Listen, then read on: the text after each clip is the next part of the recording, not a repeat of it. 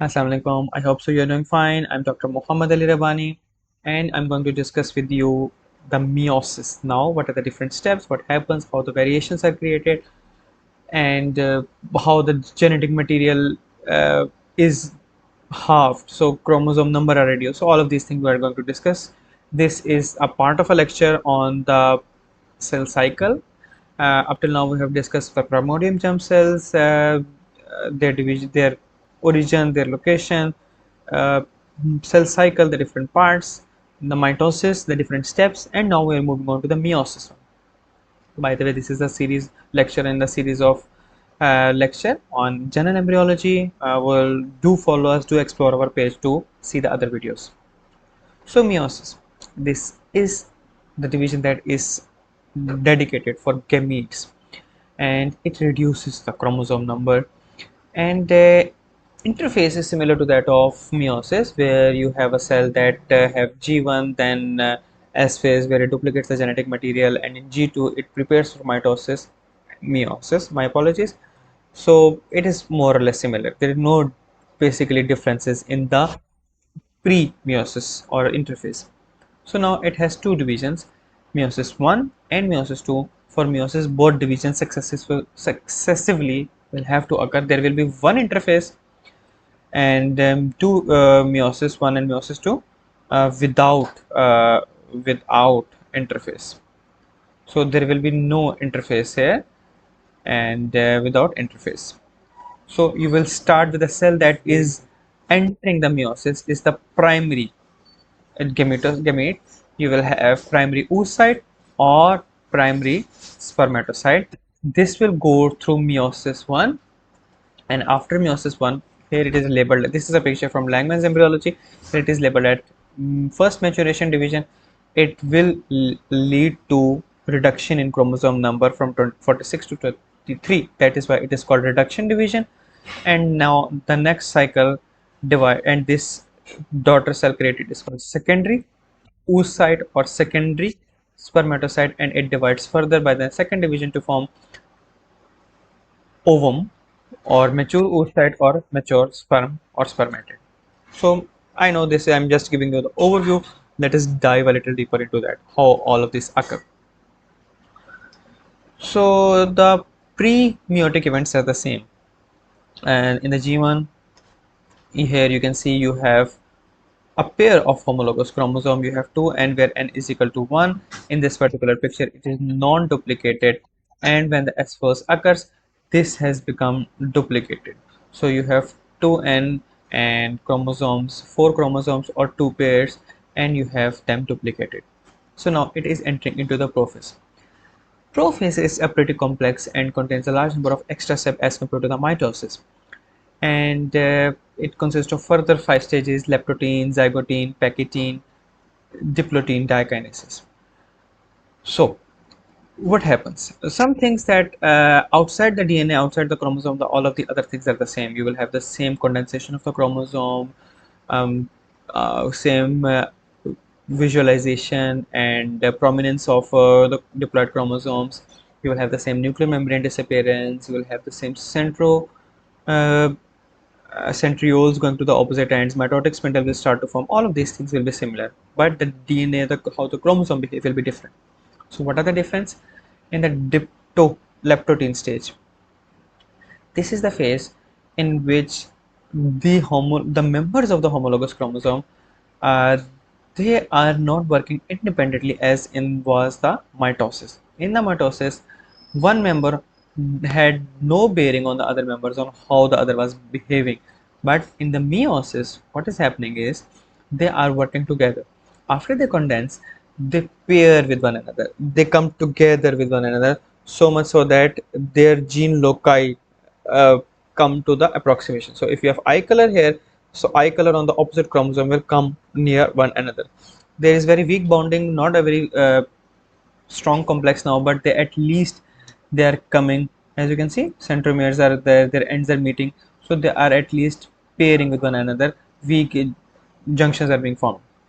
Then comes the zygotine stage, and this is the phase where their attachment becomes more prominent. Synapses begin. There is physical connections, physical.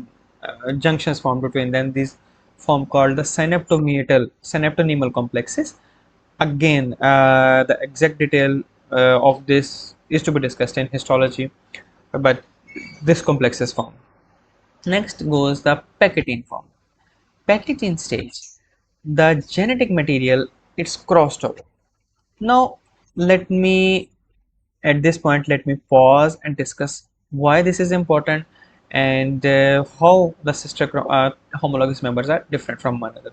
So, I have two chromosomes, one and I have two chromosomes, one, and both of them are similar but not the same. I inherited one from my father, one from my mother. So they are similar but not same. Why they are similar? Similar in the form that if this chromosome has eye color hair, so it will have eye color hair too. If it has a gene for blood group hair, it will have a gene for blood group hair too. If I have a gene for height hair, and I will have a gene for height hair too. So it will have same bending pattern, it will have same gene loci as compared to its pair. But how it is different? It is different in a sense that it does not have to be same. Maybe I have a blue eye color here, but I have a green eye color here. Maybe I have a tall height here, gene here, and maybe I have a short gene here. Maybe I have A blood group gene here, and I may have a B blood group gene here. So that is how it is similar, but this is not same. But the interesting thing is that the gene that I inherited from my father, I have a particular linked traits. So if I inherited a gene from my father, so blue eyes, tall height, and A blood group will be inherited together. If I get a gene from my mother, so green eyes, short height, and this will be inherited together. Now, in crossing over, what happens is that some segments of DNA are exchanged with one another. So you get a whole new different thing, and as they are different, you have a new combination. You have gene uh, changing its so now you have a different combination. In this chromosome, you have a different combination of blue eyes, tall height, and uh, blood group B. And in this, you will have a different of green eyes, short height, and blood group A. So this is different than both the father and the mother. This is different from both the father and the mother. So what happens is that as you can focus on this one, you will have two cytochromatids and one member of each cystochromatid pair they homolog. So one will be exactly like father, this one be exactly like mother, and the two that underwent uh, crossing over, they will be totally new. So that is how this Pachetin stage, this synapses and crossing over, this provides a genetic variation, a basically combination of different traits. Because if there had not been crossing over, my father gene would have been transmitted as such to my son. My mother's gene would have been transmitted as such, or transmitted as such to my son or daughter. My children would have the exact feature of either my father or my mother for that combination of genes for that particular chromosome. But now they can have features of my father or my mother or a unique combination. So this will be further augmented by the ones that are inherited from the mother of my children. So I spent too much time on packaging stage. So then that diploid stage, the crossing over has occurred. The synaptometal complexes dissolve. As you can see, they start to separate from one another, and as they separate, the point where the crossing over had occurred that remain connected, and that's why they make this characteristics X shape. So this is the chiasma. This particular arrangement is called chiasma formation, and with that you enter diakinesis, and here the nuclear membrane finally disappears, the nucleolus disappears, the nuclear membrane, the chromosome are in the maximal condensed position, and it is now ready for the next phase. The next phase is the metaphase. The metaphase again is a little different from the mitosis. And what happened in mitosis was, in mitosis, you had the chromosome arranged on the equator, and it did not matter if the homologous pair was together or was apart. So each chromosome, duplicated chromosome, was working independently. Now, here in meiosis, what is happening is the homologous pairs are still attached to one another, or at least they're near one another. Maybe they're joined at chiasma point, and the pairs of duplicated homologues, the pairs they arrange themselves. So here it is 2n, n is equal to 2 and duplicated, and these two pairs, pair 1 and pair 2, is shown arranged at the equator. Just a reminder, these were poles and this is the equator. So they arrange themselves in pairs as opposed to a single arrangement in mitosis. So that is a very big difference. Okay, next, when this has occurred, we move on to the anaphase. Anaphase is the one where chromosomes they separate, and again this is very different from the meiosis.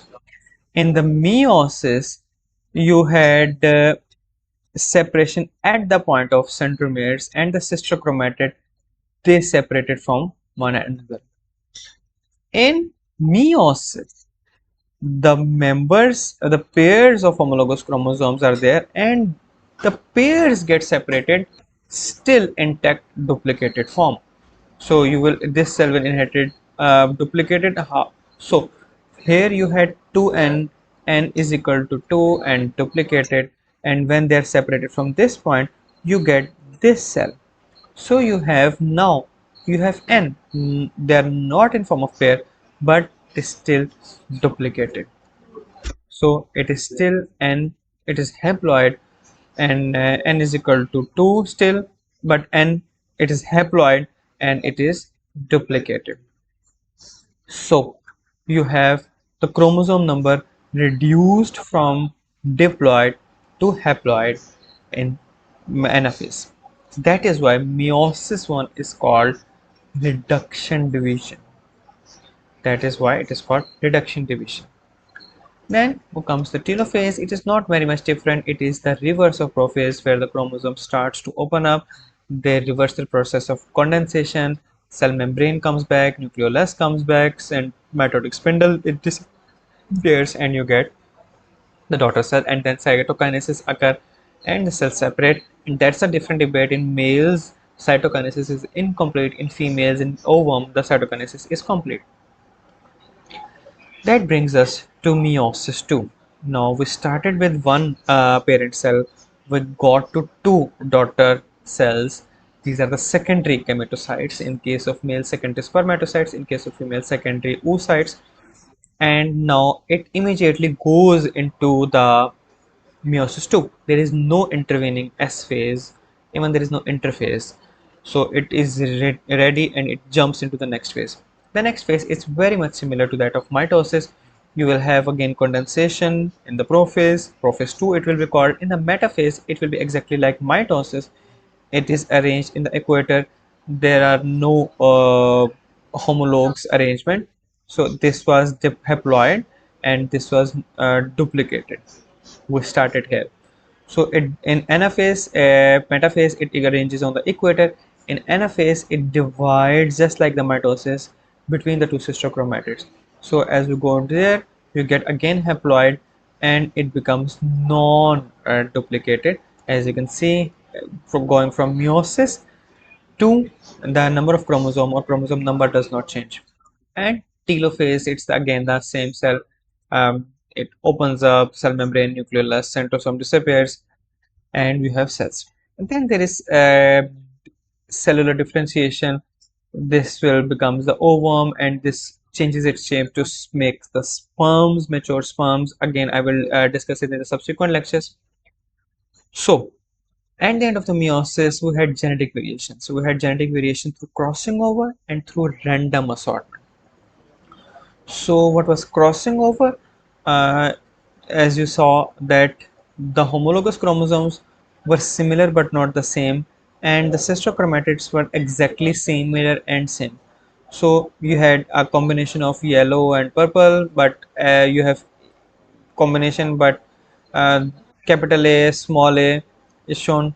But let me show you here. Sorry, this is a random. This picture is showing random assortment. Don't go to that. So you have a particular combination of genes in a one chromosome, and one from inherited from mother, one from father. But due to the crossing over, you have a totally new combination that is possible from one chromosome. So that is crossing over the random assortment. So all the chromosomes that you have, half inherited from father, half inherited from mother, you don't transfer all of them from of same origin to your gamete.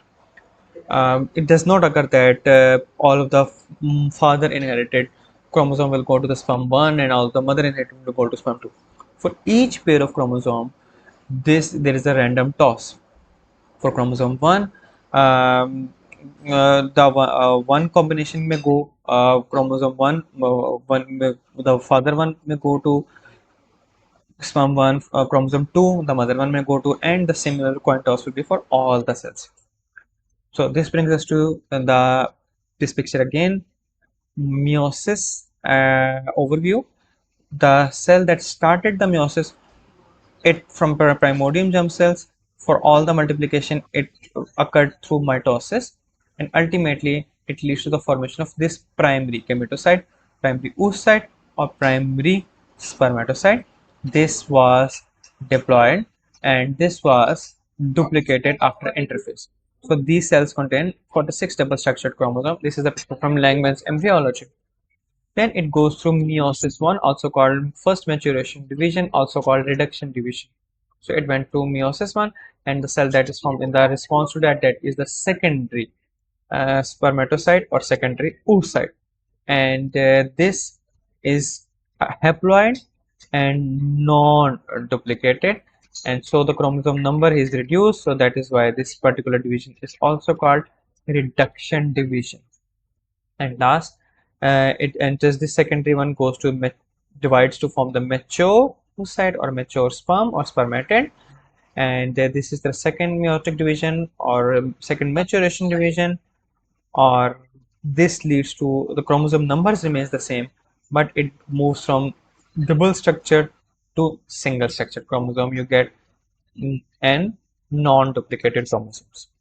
Cytokinesis. In the females, the cytoplasm distribution is interesting. One of the two daughter cell at the meiosis one inherits almost all of the cytoplasm, and the one that is left out is called the first polar body. And the second division, the same occurs again. You have the mature ovum, and the rest becomes the polar bodies. If this does not divide, you in the end you are left with one mature oocyte and two polar bodies, and if this divide, you are left with one mature oocyte and three polar bodies. In males, the cytokinesis is equal. The equal cytoplasm is inherited in the two cells, but it is incomplete. These cells are still joined by cytoplasmic bridges, and it is going through all of the steps of meiosis one.